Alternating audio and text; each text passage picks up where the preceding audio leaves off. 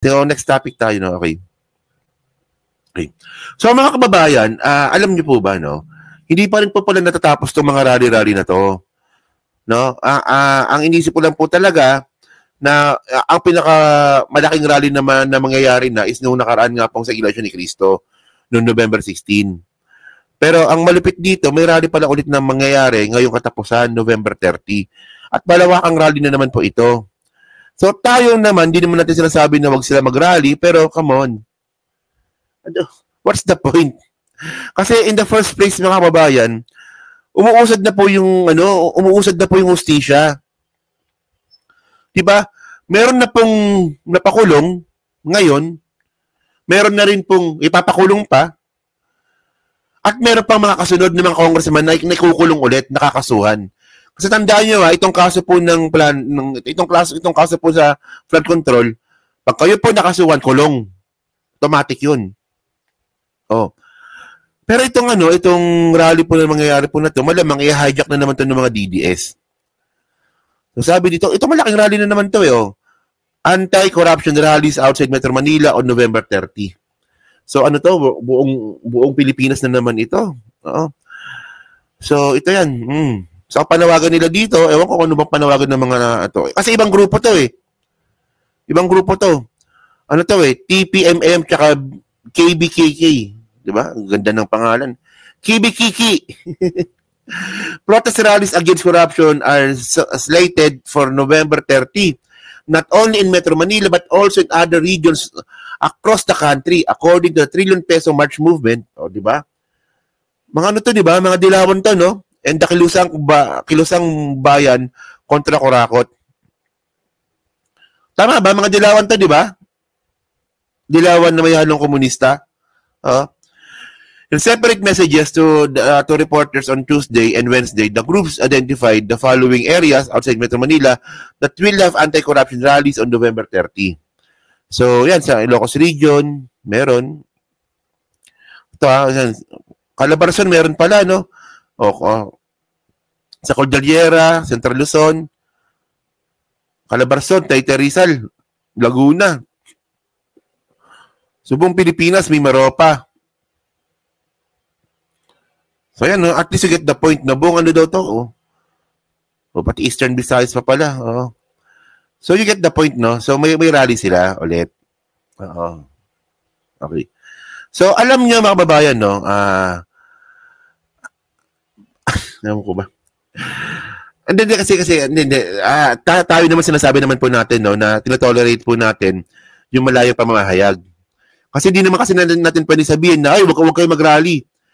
Tapos ako naman ngak sa YouTube, di ba? Kasi double standard 'yon. Kasi malayo pa mamahayag nga Ako meron akong freedom of speech dito sa YouTube. Tapos sila pagbabawalan ko sila, gusto naman nilang mag-rally kasi freedom of speech din naman nila 'yon, di ba? Pero sa akin, hindi ko talaga makuha yung point, no? Kasi okay lang mag-rally, di ba? Kung walang ginagawa yung gobyernong ito para mapanagot nga po itong mga tao na sangkot sa flood control project. Di ba? So, ngayon, ang tawag kasi dito, proseso kasi. Oo. So, ngayon, kung naghahanap sila ng malalaking isda na arrestuin, nasa proseso tayo ngayon. Di ba? Tandaan nyo meron ng ilang congressman yun, Pitong congressman ba yun? Yung kasunod nga po nakakasuhan. Saglit na lang po yun. Mga 2 linggo na lang ata yun. Pag nababa po yung kaso sa mga yan, aresto na po kasunod nun. Si Cheese nga, hinihintay ko nga ma-aresto Diba? So ngayon mga babayan, so okay lang yan. Para sa akin, okay na yan. Sige, mag-rally sila dyan. Okay yan. Ang problema dito, baka na naman i-hijack na naman ito ng mga bobong mga DDS. Alam naman po natin mga kababayan, no, na itong mga DDS, ang hilig po mag-credit grab niyan. Ang hilig po mag-hijack niyan ng mga rally-rally. Nasasabi nila, kami to, sa amin to, kami nagparally nito. Tingnan nyo to Mga patay gutom yung mga yan tingnan nyo ito saan ko ba nakuha to? Ito, puta may rally. Nag-aagaw sa pagkain. Tingnan nyo to.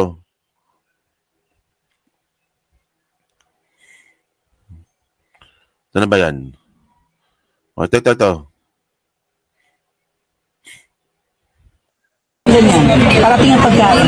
Please tayong konti. Hindi kayo pababayaan. Uy! Huwag kayo masisigaw ng ganyan. Dating yung pagkain. Oo. Puta, pumunta ng rally para sa pagkain.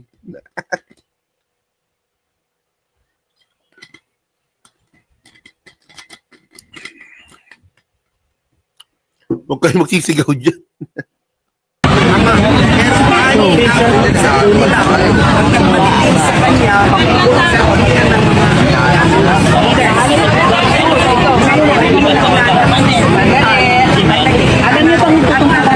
May humba ba dyan? Ay, alam nyo, ito, speaking of humba, alam nyo, isang beses na pumunta po ako sa rally ng mga DDS. No, pumunta po ako sa rally nila sa EDSA. Oo. Isa yun sa mga tawag nito? Isa yun sa hindi ko makakalimutang experience bilang isang vlogger. No, naka-face mask pa ako noon, di ba? Tapos nag-vlog pa ako noon. Puta, nahuli ako, no, na andun pala ako. Sa may Robinson, di ba? Yung Friday group po, nandun ako. Pumila po ako ng pagkain. No? Alam niyo ulam nila doon, sardinas na masarap naman yun actually. No? Ginisang sardinas na may isda ata, no? Masarap naman siya, pero ang point ko dito, no? Nagpo-program pa lang po. Nakita ko talaga, ha? Oh, nagpo-program pa lang sila doon kasi wala silang stage eh. Nagpo-program pa lang sila doon, may mga nakapila na po sa pagkain. Nakita ko talaga. Kaya nga 'di ba nung sabing magbibigay ng pagkain, pumila ako. Ang layo ko na kasi noon hindi pa nagbibigay ng pagkain, nakapila na po sila. Oh. So alam niyo ibig ko sabihin doon, no, mga patay gutom talaga tong mga to. Yung karamihan diyan wala talaga silang alam. 'Di ba? Nakikirali lang po talaga para sa pagkain. Oh, 'di ba? Sayang di ako nakakuha ng pagkain. Kasi ang plano ko talaga noon, food critic ko siya. Gagawa ko ng vlog na, ay mga kababayan, dito yung pagkain sa rally, 'di ba? Ganun dapat gagawin ko. Ngayon nahuli ako ni Nahuli ako nung yung mapanghe, si Mami LB ba 'yon? No, nahuli ako.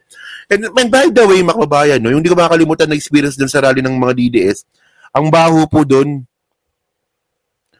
O, di ba ilang araw ba sila nandun? O, walang liguan yun. O, di ba?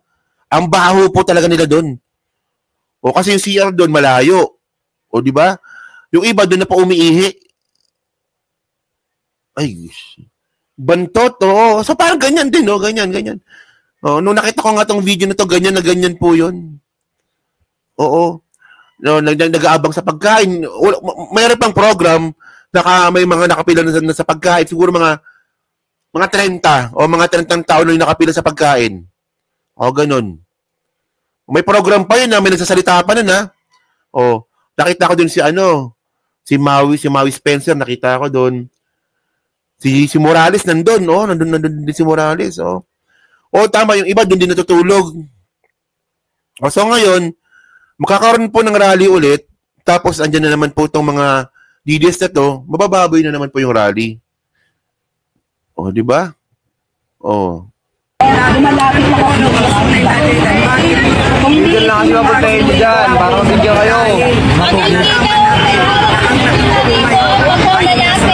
Illegal lang bigyan nyo. Pakiusap lang po, ang mga leaders meron pong 1-inch black ribbon.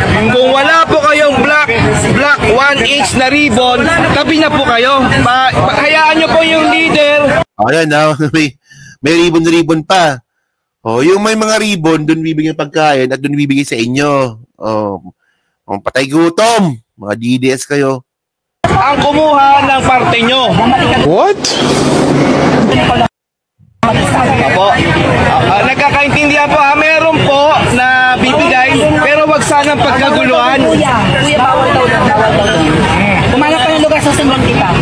Ito na lang, mga ate kuya, kung hindi lang ang ribbon mo, libre na nga lang kami. Magkakasakitan pa kayo pagka nagdagsaan kayo. Hindi na kami manlilibre. Ganyan, di ba? Parang wala naintindihan, no? Alam niyo, ito yung pinaka nakakabisit ka usap, eh.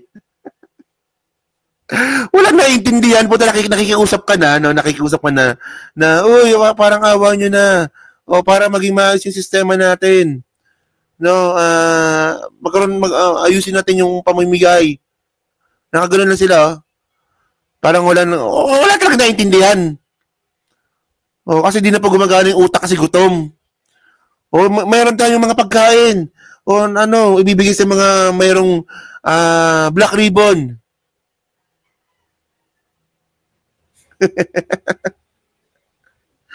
Wala naiintindihan. Ganyan po. Ganyan po yung mga DDS. Walang naiintindihan. Talaga, tatanga nyo talaga. Walang niya kayo. Di ba? Oh. Grabe, oh. Oh. Hindi kayo masasaktan kayo. Walang naiintindihan. Oh. Dahan-dahan tayo. Huwag tayo magagawan. Masasaktan tayo. Oh. Kung kayo mag-stampede, lalo na. Hindi na kami nanlilibre kasi mapapagalitan. Kasi ang intention namin, bigay ng pangmerienda. Di ba? Kaya pa lang tayo nagugutom. So, manlilibre kami. Huwag lang po talagang kailangan disiplina po. May palisin tayo dito. Posible na lang po. Wala naintindihan, men. Wala naintindihan. Ikaw, isa pa. Okay, ito na. Limang to, ha? Wala na. Wala na. 5 lang muna. Sumunod kay Princess Maui.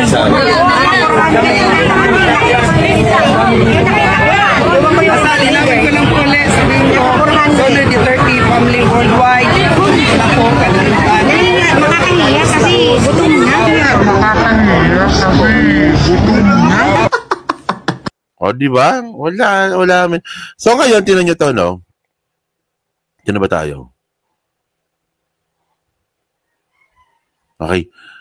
So, ngayon, mga kababayan, no? Ngayon, ano bang stand ngayon natin dito sa mangyayaring rally po sa November 30? Well, tayo syempre, no? Kahit na ako medyo nawiwirduhan, kailangan natin supportahan yon. Basta wag lang silang manggugulo. Di ba? Wag lang manggugulo. And by the way, kasi itong mga same group po na to, itong magrarally po sa November 30, sila rin po kasi yung nagrally nung September 21. No, pero hindi naman natin sila manggugulo sana. Wag naman sana. So yan, no? So kayo po, masabi nyo nga po dito sa mga bobong mga DDS na to na patay gutom. Yan, so sa tingin nyo po ba, meron bang kakainatnan tong rally po na to? Well, sa akin, supportan na natin. Ganun lang yun. No? Kasi to siyempre, alam nyo naman, na tayo po, nakikinabang din po tayo sa freedom of speech. So sila rin, may karapatan sila mag-freedom of speech. Ulo lang po yun.